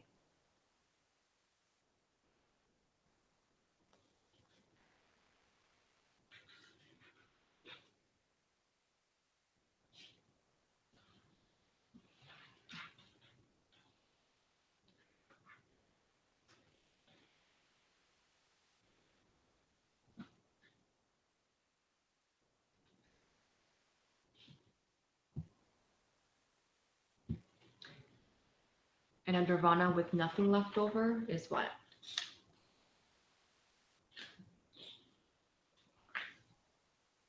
Lakme. Uh-huh. And what does it mean? And it's when you, yeah, I'm confused. It's when you no longer have a body left Yeah. over. Yep. So one has a body left over and this has no body left over.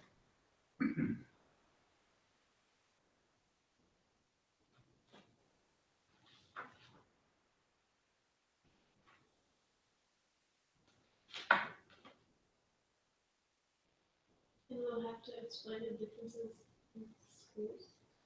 You don't. I don't know actually why I asked the differences. That's a good question. And then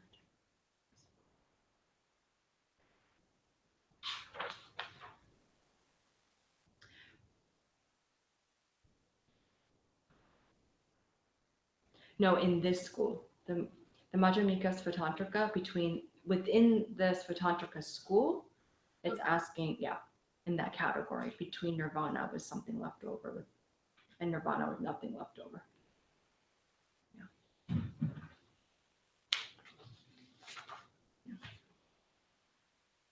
Okay. And then there is a kind of nirvana called nirvana which does not stay. What does that mean?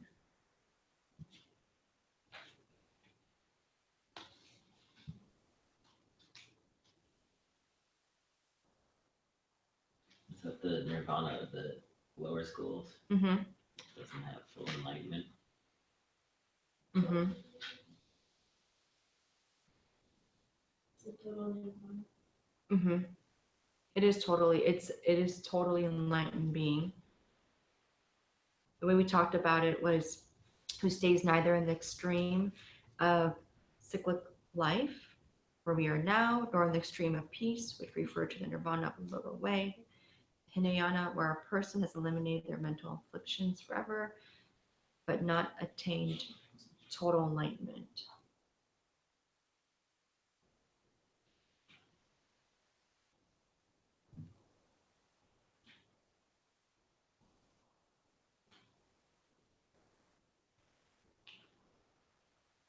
It is Mahayana enlightenment. I wonder why the answer says, though, where a person has eliminated their mental afflictions forever but not attained total enlightenment.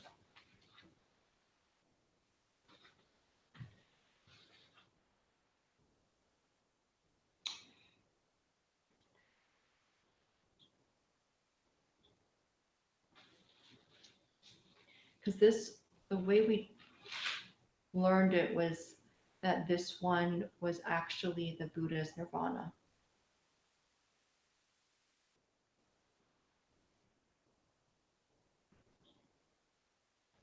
Let me do the answer. The answer says, in this context does not stay, describes the nirvana of a totally enlightened being who stays neither in the extreme of cyclic life nor in the extreme of peace, which is nirvana, where a person has eliminated their mental afflictions forever, but not attained total enlightenment.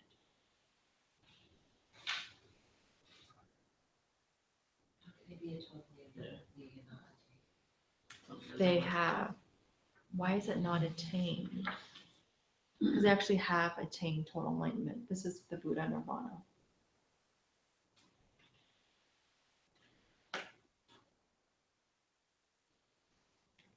I think that might be wrong, the answer. I think it's wrong. On the final, Oh, the final answer. yeah. I'll take a look at that. This one should be it is the Buddha's Nirvana. It's total enlightenment. Right. The fourth one. Yeah, the fourth one. Because you have, so the second one is Buddha Nirvana with something left over. So you've reached Nirvana with the body. The second one is you are Nirvana without a body. And the last one is total enlightenment. It's the Buddha's Nirvana. And what's your question? Oh, on the answer key for this question, it says that this is actually a being does not nirvana, which does not stay, is referring to a person who has eliminated their mental afflictions forever, but not attained total enlightenment. That's not what I- What do you have?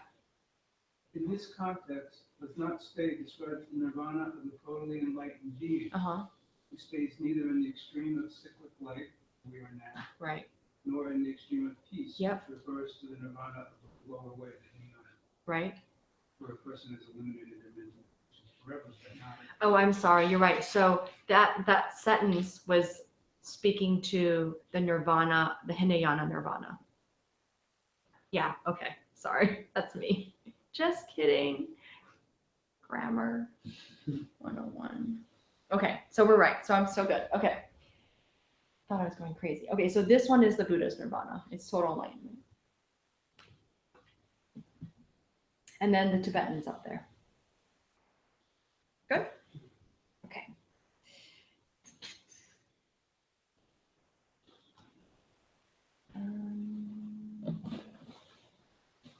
The next question is describe the three main parts of the method for achieving nirvana.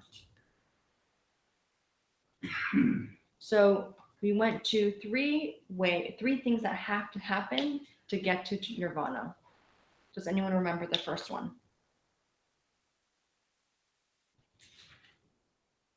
Training the wisdom, realizing emptiness. Yeah. Training the wisdom, realizing emptiness. You do not need to know the Tibetan for this.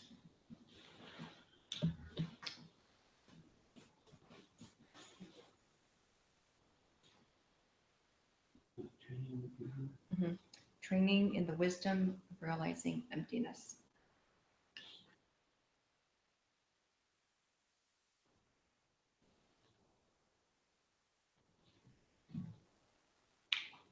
To get to nirvana, you have to understand that there is no self or no self inherent nature, right?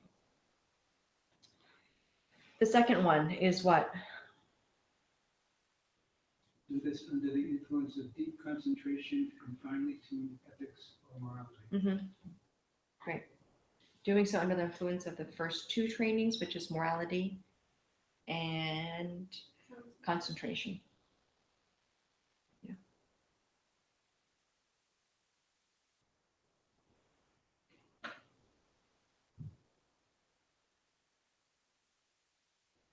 And what are the three trainings? There's morality, concentration. What's the last one? You remember? I'm Jewish. Wisdom. Wisdom. which you don't need to have actually, apparently. Third, The trainings, the 3 trainings. There's Oh, morality, concentration, wisdom. so if we can't, you're not, it's not part of the question. No, it's not. I just was asking to see if you knew. The third one is what? that's what Paul said. Nah, so I thought you were asking. What was it? Habituation. Yeah. Habituation, right? Habituating the mind after it's, or you have the direct perception of emptiness. So after you've had the experience of the direct perception of emptiness and you're off the cushion, you're habituating your mind in your experience.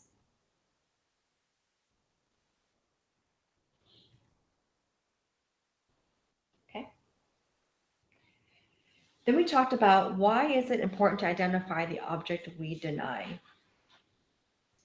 We talked about gotchas. Do you remember that?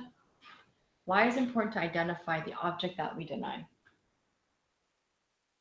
We're talking about emptiness, the emptiness of something. Why do we need to identify the object that we're actually denying that doesn't exist self-existently? We have to know what we're talking about. You have to know what we're talking about. Yeah, we have to know what doesn't exist to know that it didn't exist, right? Yeah. So the Tibetan is gotcha, the thing or object we deny, which the thing or object which we deny exists, the thing which emptiness is empty of. That's the definition of it.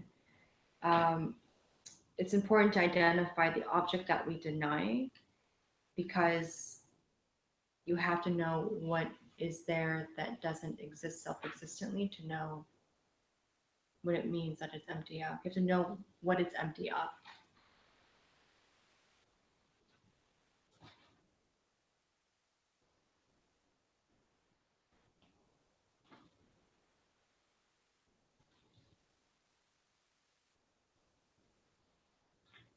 That makes sense, right? You can't talk about something being empty of something if you don't know what it's empty of. Because then if it's empty of something and you don't even know it's empty of, what happens if you have the dark perception emptiness and you don't even know you're seeing it? Because you don't know it's empty of.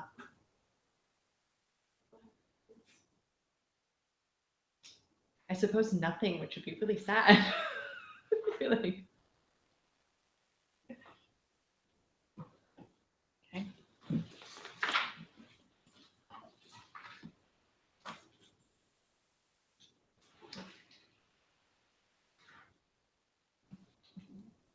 And then we talked about the magician. We went into this whole thing where the magician. Oh, I'm sorry. Yeah. Okay. You don't need to know this definition, but you do need to know why it's important to know what it's empty of. Yeah. Okay. So we went into the magician. So we had the story of the magician who comes with a stick, right? And everyone's looking at it, and he casts the spell, and then the stick becomes a horse. Remember that? Okay. So explain the 3 different perceptions of the 3 different people in the metaphor of this magic show.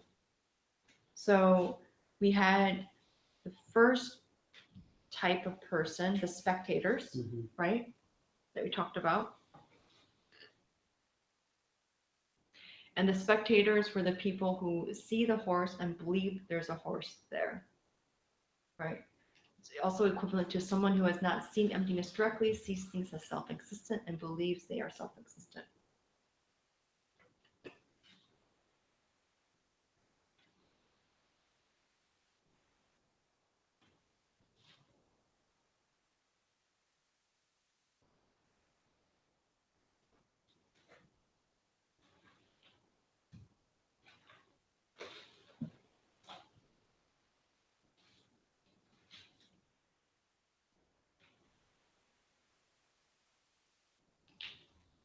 There's Tibetan for this. I don't have it. You'll need to look it up for the spectators, or for actually all three. But I will let you know that there is Tibetan that you'll need to know for this. The second group of people were the magician. I'm sorry, the second type of person is the magician. The magician sees a horse and doesn't believe there's really a horse there, right? He knows that he's cast a spell, he sees that there's a horse, but he knows that the horse isn't really real. So it's equivalent to someone who has seen emptiness directly, and who is not in a meditation, sees things as self-existent but doesn't believe it.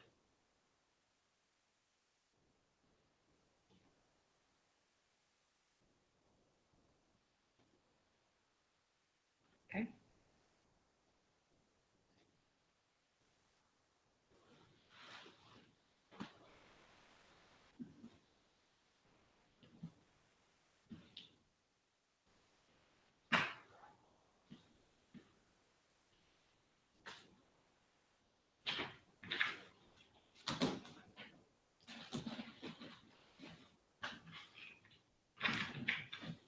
Okay, next one. All right. The latecomer doesn't see a horse and doesn't believe. So then we're doing this magic show. He's casting a spell. Everyone sees a stick. A spell's been cast. Now everyone sees a horse. And then Hannibal walks in late.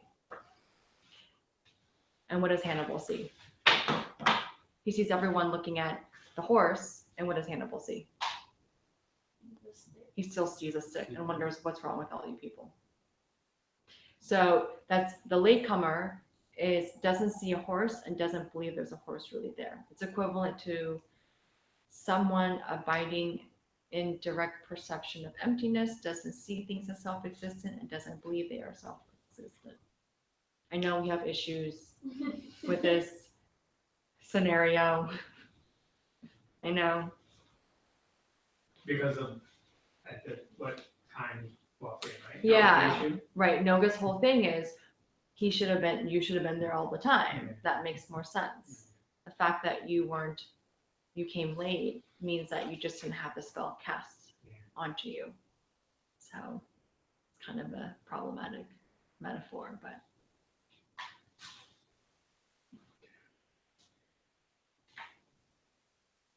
I find it strange that no one even argued that metaphor even back then. It seems so easy.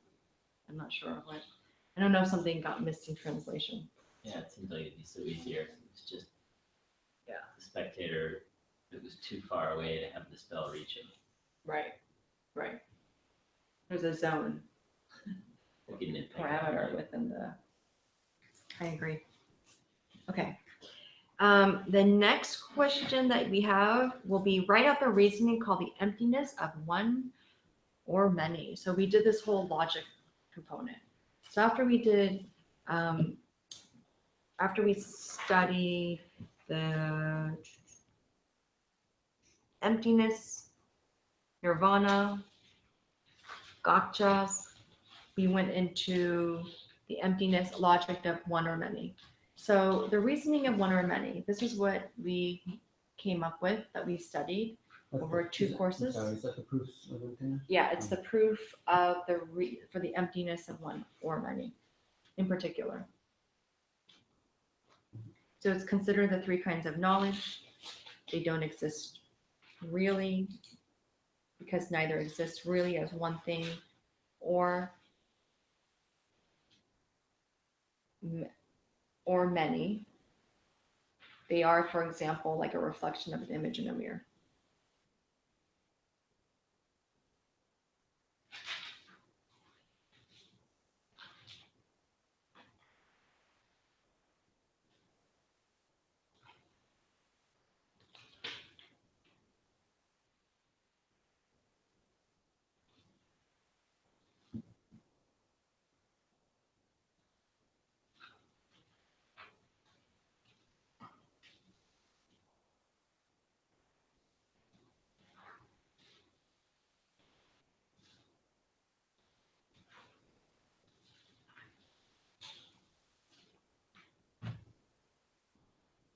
Good.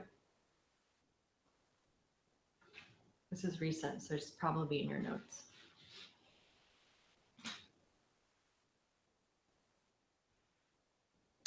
And then we went into, why is it true that if something has parts, it cannot be one thing which really exists?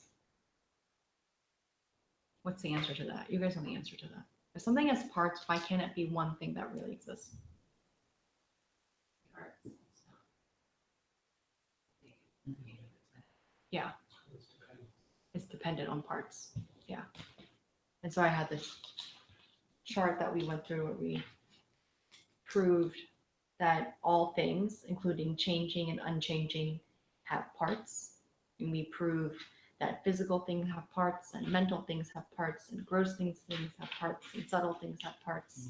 And therefore, all things have parts. And if all things have parts, they don't really exist, because if something has parts, it can't truly exist as one thing. Yes, as one thing. And if it can't exist as one thing, then it can't exist as many things, because many things is a collection of one things, and therefore does not exist truly. Do you remember that? Okay.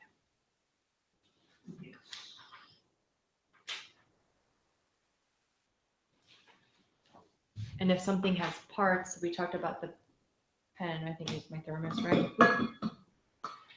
If something has parts and you're seeing parts of it, the idea is that it's not so much that it's a collection of parts that make one thing, but the fact is that if you're seeing the top of the cap, you're not seeing the bottom of the cap or behind it. You can't see the front of it and the back of it at the same time. What you're doing is you're filling in the blank, right? You see the front of it, and then you fill in the blank, and you assume the back of it will also make sense to you, so that it's now a thermos, right? So this idea of these parts that we see, all aspects, people, right? We talked about the impression of, how many times have you seen someone from their back and they turn around and you're surprised it's not what you anticipated at all, right? So we fill in these components, and if that's really true, then that thing or that person can't be self-existent, because if it were, it would be holding true all the time. It would be contingent on its parts, right? And then we talked about the commentary. We had this illustration of Maitreya and the Sakya monks having a debate. And the question is, in the section of the commentary known as the text of Maitreya, we did this right today in class, right? Known as the text of Maitreya, a debater comes in, argues that Maitreya has no state of mind, aspiring to fulfill his own needs, and so he has written the Ornament of Realizations only for the sake of others. Perhaps the debater is assuming that Maitreya is already a Buddha. If he does assume this, what mistake has he made?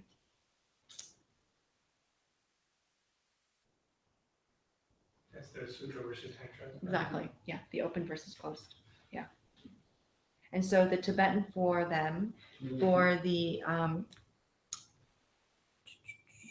I'm gonna say sutra, but the actual textbook word is shared, is Tunmong Gilam, and then the not shared is Tunmong Mai Pai Lam.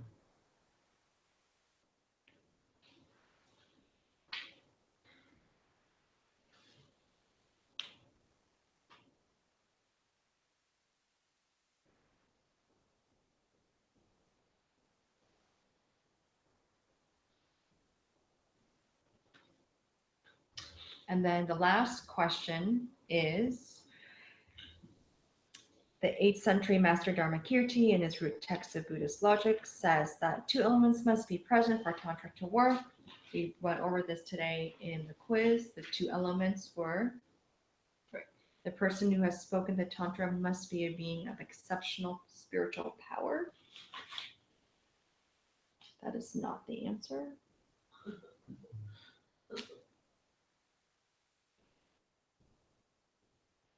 That's a whole different thing. Just ignore that.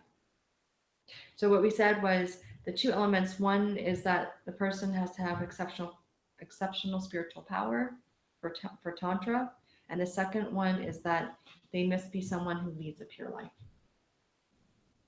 Those are the two elements. I'm sorry, I don't know why I put The that. practitioner, right? The teacher who The teaches teacher. sutra. The teacher who teaches tantra. Mhm. Yeah.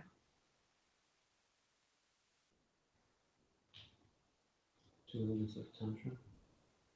Or the person who has spoken the tantra must have exceptional spiritual power is the first one, and the second one is the person who practices the tantra must be someone who is leading a very pure life. Those are the two aspects. Mhm. So it's the spoken and then the practitioner. That's what it is.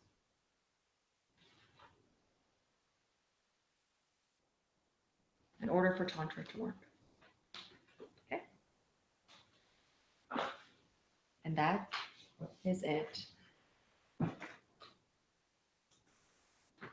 It's a lot of area. It's like it feels like it covered a lot of ground. No, I don't know. We just went over them.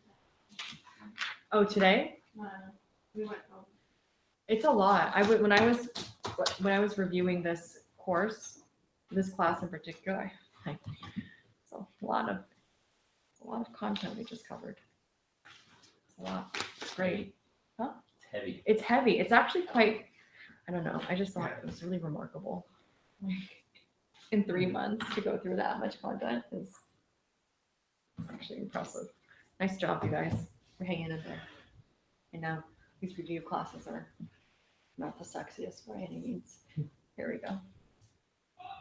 Sashi Puki Junshin Nito Chan Rira Rinshi Linde Gimbali Samge Shindu Mikte Uvari Drokun Nanda Shinwa Juparsho Idam Guru Ratnamandala Kambira Tayami Gewa Ti Gewokun Sunam Yeshe Sotsoshi Sunam Yeshe Lejume Dapa Kuni Topasho.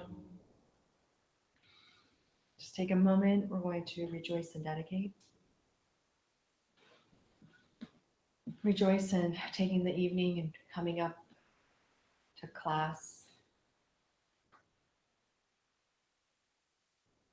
Taking the time and making it a priority in your evening.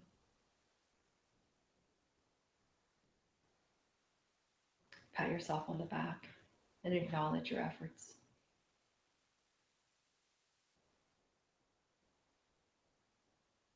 And then really acknowledge your efforts.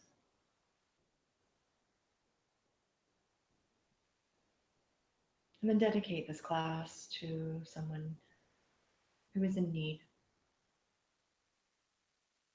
whatever that means to you.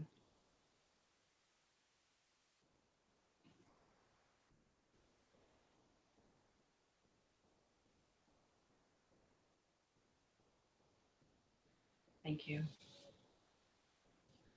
Thank you. Thank you.